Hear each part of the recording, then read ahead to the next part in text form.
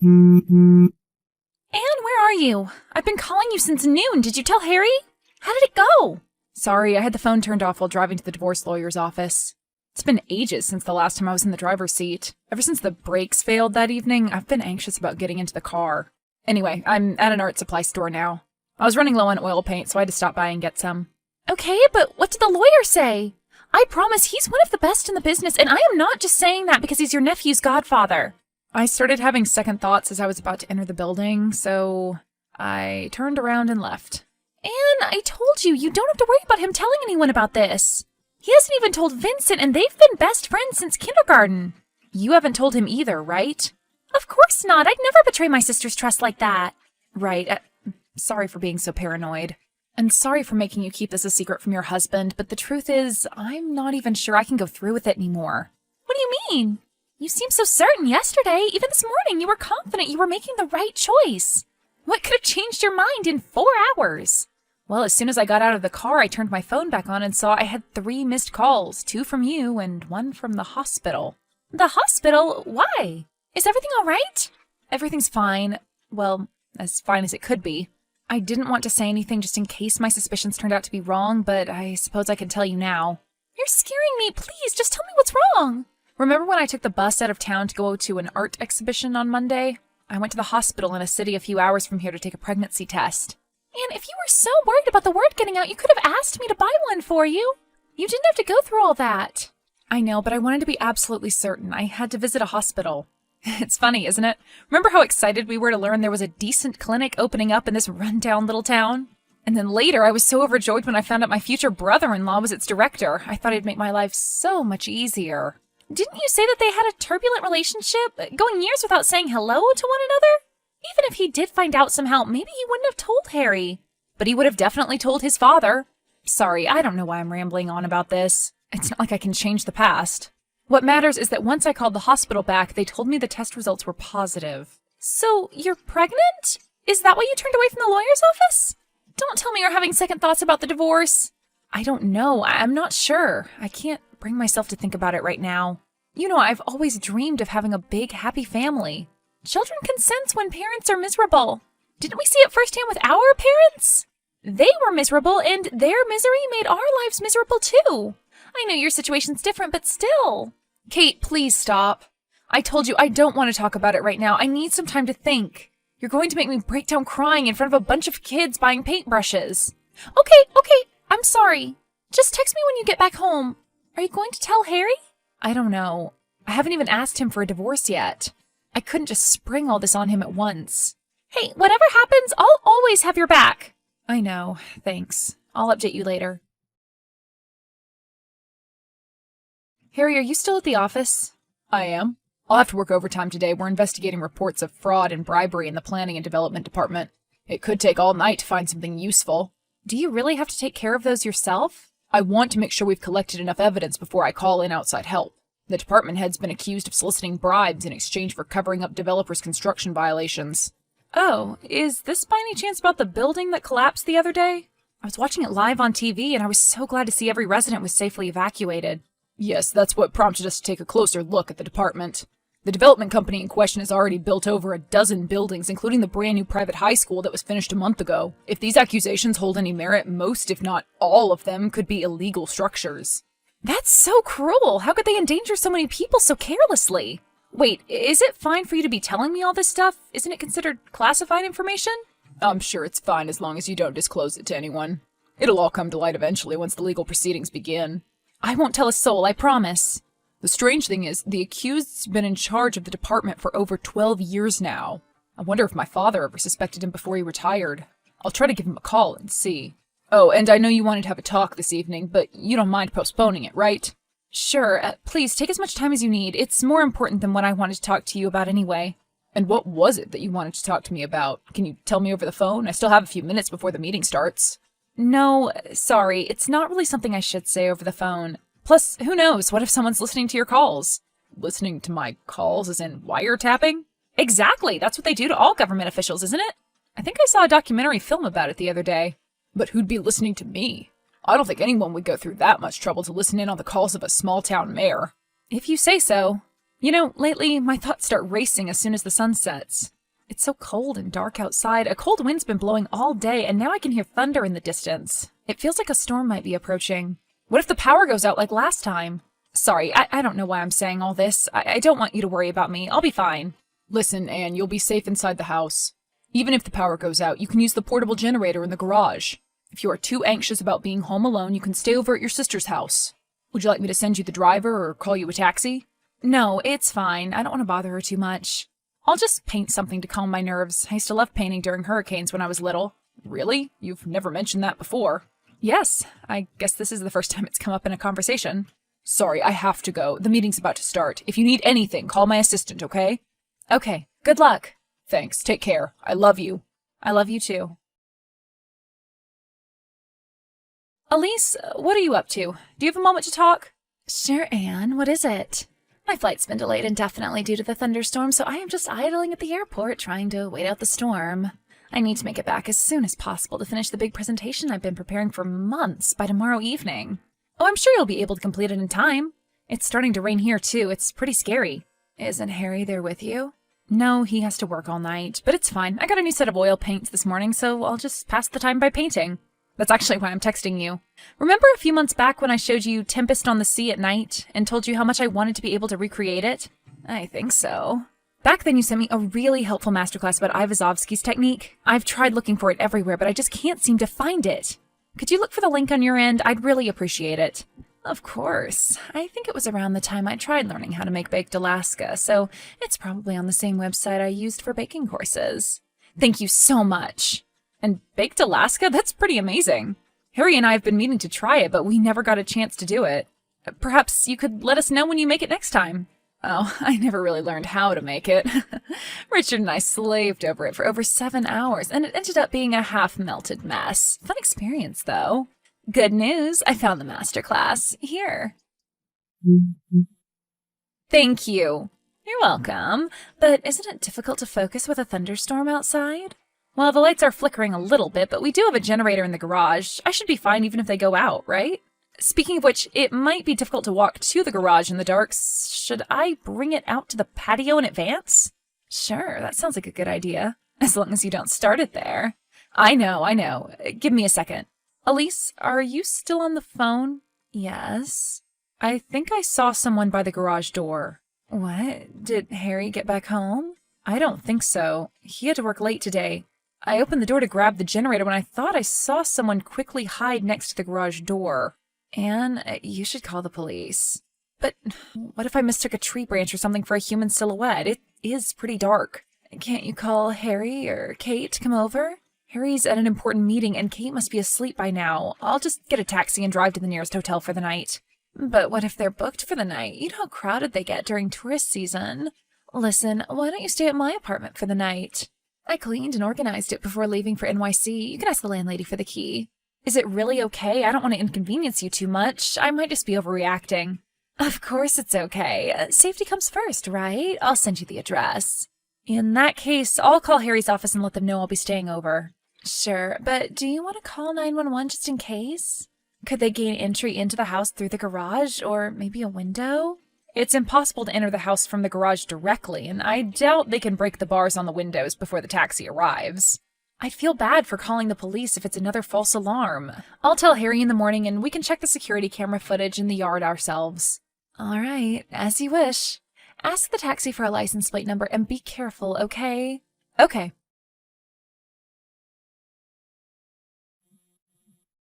Anne, where are you? Are you okay? Huh? Sorry, I was asleep. What's wrong? I'm so relieved. Are you home? Relieved? Why? I'm at Elisa's place. I was texting her when it started to rain. I told her I was home alone and I thought I'd seen someone standing by the garage door. She said I could stay over at her apartment since she was still out of town on her business trip. I asked your assistant to let you know where I was and why I'd left when the meeting was over. Didn't she tell you? I am so glad to hear that you're safe. And no, she hasn't said a word. I'll have a talk with her later. Did you call 911 when you saw the stranger? No. I'm not even sure if there was anyone out there. It was hard to see in the pouring rain. I thought my mind was playing tricks on me. I am sorry. If I'd known she wouldn't relay it to you, I would have called you myself. Did the meeting finish earlier than expected? You must have been worried when you saw the house empty. And the house wasn't empty. What do you mean? Our neighbor, Mrs. Allen, called the office to let me know she'd heard a loud explosion coming from our house and called the police. I left immediately. When I got there, I saw several police cars and a fire truck. They said the portable generator had caught fire in the garage. They found a spilled fuel container next to it, and you were nowhere in sight. What? But I never even tried turning it on. I left the house before the lights went out. Are you absolutely certain? Yes, I'm positive. Then, could someone have done this on purpose? If there really was someone at the garage door, then we need to report this to the police right away. I'll ask the officers to take a look inside the house. Is the house okay? Part of the garage was burned down, but thanks to the rain and Mrs. Allen's call, it was put out pretty quickly. The house otherwise seems to be mostly untouched. Harry, please don't even think about staying in there. Come over here and we can have a better look at the scene tomorrow. I am sure Elise won't mind. She was friends with you long before we even met. All right, but first I am going to go to the police station and report this. In the meantime, try to get some sleep. How could I possibly get any sleep at a time like this? I'll go brew a cup of coffee and wait for you. And it might take me hours to get there. I don't want you to stay up all night worrying. I promise I'll try to stay calm, but I am not sure I could fall asleep even if I tried to. Should I call Kate and let her know? No, it's okay. It's pretty late and there's no need to make them panic since we're both safe. As you wish. Please stay safe and drive carefully. I will. I'll call you when I get there. Anne, I saw your house on the news. I can't believe lightning struck your garage last night and you didn't tell me. Lightning? Oh, you're talking about the cover story. What cover story? It wasn't really a lightning strike. The portable generator caught fire and exploded. They're suspecting foul play, but we have no hard evidence. What? How can you say that like it's not a big deal? Why don't you stay over at our place? You can't stay there any longer. First the threatening notes, then the brake accident, and now this. You should get away from that family as soon as possible. We're at Elise's place right now. It should be safer here. Anne, you've been married for a year, and there have already been 3 different attempts to ruin your life. You should go as far away from them as possible, at least for your baby's sake. But Harry also saw it happen this time. Maybe he can figure out who's doing this. Like the last 2 times? Face it, he is either in denial or he has something to do with all this. That can't be true. I just need a little more time to figure things out. Maybe this pregnancy was a sign to stay and keep fighting a bit longer. Anne, no! We'll see what the police say. We'll stay at a hotel for a few days. Fine, but I am going to call you every hour and check up on you. Isn't that a little excessive? I just want to make sure you're safe. Okay. Anne, Harry called me this morning. Any news about the fire? I can't believe you went through something so horrible. Nothing yet. The policemen are going through the footage, but as expected, it's pretty difficult to make out anything in the darkness, wind, and rain. We really need to figure things out as soon as possible. I have a feeling these attacks will only get worse in the future. Is there anything I can do to help? You know, I work for a pretty large tech firm. I think we might be better equipped to work on the footage than a small-town police station. If you send me a copy of the footage, I'll go over it myself and look for clues. Would you really do that? Thank you. Of course. Both you and Harry are dear friends of mine. I'll help you however I can. But what about your presentation? Didn't you have to finish it by today? I've already asked Richard to finish polishing it up while I work on the footage. Who knew dating a colleague could be so advantageous? You've asked him already? How are you so quick? Oh, he's right here with me. They ended up canceling the flight, and I couldn't go back to the hotel room, so I stayed over at his place. Well, thank him for me. I am lucky to have friends like you. We would still be friends even if Harry and I were to separate, right? I know you've been friends with him since college, and we just met a year ago, so... Separate? Why? Did something happen? It's just a hypothetical question. You can be honest with me, Anne. I am great at keeping secrets, I swear. Well, as you know, 2 months into our marriage, we moved back to our hometown after his father's retirement. At first, everything seemed to be going great. We were happy living close to our families again, but then I started receiving threatening messages in the mail. Whoever was sending them seemed to know every personal detail about our lives. They kept telling me to divorce Harry, that I wasn't good enough for him, that I wasn't smart enough for him because I had no college degree. They've been sending me threats almost daily since then, threatening the lives of Harry, Kate, and even my nephew. I didn't want to believe them, but now I know the longer I wait, the worse it's going to get. Anne, that's terrifying. Have you told Harry this? Have you told the police? I couldn't say it to him. They knew our schedules down to the minute. They said if I even attempted to tell him, they'd get rid of both of us. But he's the mayor. He has the power to put an end to this. You weren't thinking of spending the rest of your life living in fear, were you? Does anybody else know about this? I've only told my sister. I don't think they can monitor our texts, but they seem to be following Harry the closest. Maybe it's just best for everyone if we divorce quietly. And hear me out. You can divorce him and run without saying a word, but there's no guarantee they'll stop coming after you. These people already know too much about you and your family. You can only be safe again once you've figured out who's behind all this and put an end to them. But what can I do? I feel so powerless. Well, first, I need you to send me pictures of the notes you've been receiving. Are they handwritten or typed up? They're typed up. That's fine. It could still be useful. When did you get the last note? Send me as much of your security camera footage as you can. Oh, and tell me if you remember anything unusual from last night. All right, I got it yesterday morning. I checked the footage, but there was nothing unusual, just the mailman delivering the letters. Where are you right now? Are you still at my apartment? Where's Harry? Yes, Harry's at his office. Hopefully he can be safe in there.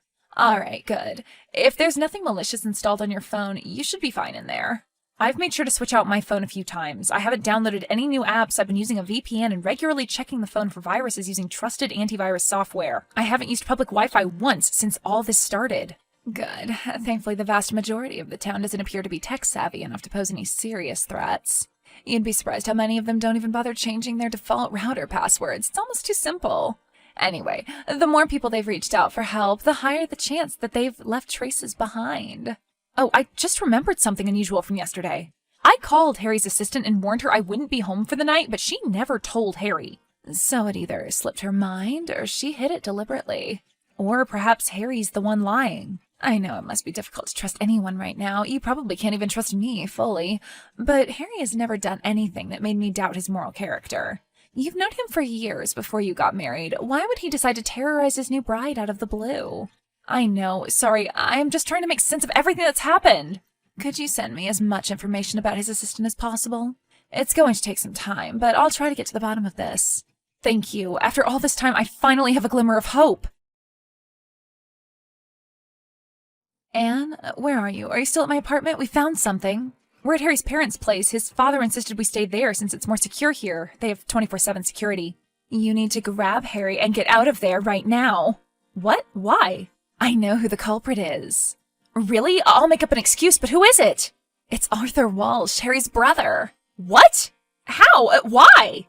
I'll send you everything I've discovered. We got pretty lucky. All it took was identifying the teen who was hired to set your house on fire. Once we had a solid lead, the rest of the web unraveled pretty quickly. You managed to identify him, but the footage was so dark.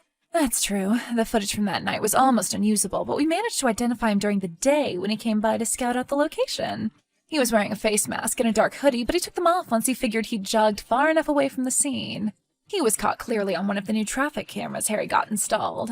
We figured out his identity using a brand new facial recognition system our company's been developing. Luckily, it was pretty quick, since most of the town still uses Facebook, Instagram to stay in touch with their relatives. I'll send you the report once you're at a safer place. It's incomplete, but it's enough to get him and his accomplices locked away immediately. I asked Harry to travel to NYC as soon as possible for an impromptu vacation. Once we had gotten away from the house, I told him everything. He was shocked and devastated to find out what I'd been going through. Nevertheless, he tried his best to be understanding about my reasoning for not telling him or the police. Once we got to New York City, Elise and Richard shared their findings with us. Arthur had been involved in numerous corrupt schemes and dealings behind his father's back for years. Once he retired, he tried to usurp his spot as the mayor, but their father declared his full support for Harry. Scared that his crimes would come to light under his brother's leadership, he decided to make sure Harry left the town for good. I am still not certain why he tormented me first. I guess he wanted to start with an easy target. He was testing the waters to see how much he could get away with. Harry's assistant, Arthur's mistress, helped set up recording devices in his office. The rest was done on Arthur's orders by the plumbers, mailmen, movers, and just about anyone you'd allow to get near your house with no suspicion. Since we'd spent so much time away from home, he knew we wouldn't have found a few unfamiliar faces that suspicious.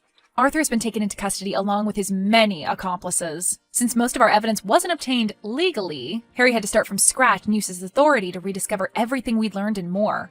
Looks like they won't be leaving prison anytime soon. My sister finally regained her trust in my husband. They come over often to make sure we're doing all right. Elise has finished her work in town and moved in with her boyfriend. I am still not sure what she was working on. All I know is it had something to do with confidential government data. We're staying in town until we make sure the criminals get their retribution. After that, once the baby's born, we're planning on moving somewhere far, far away. The good thing is Harry's been spending more time at home. We've been assigned therapists by the court, but I'm not sure I can ever forget what those vile people put us through. Still, I feel at rest knowing the people who wronged us will spend the rest of their days inside prison walls. We'll make sure of that.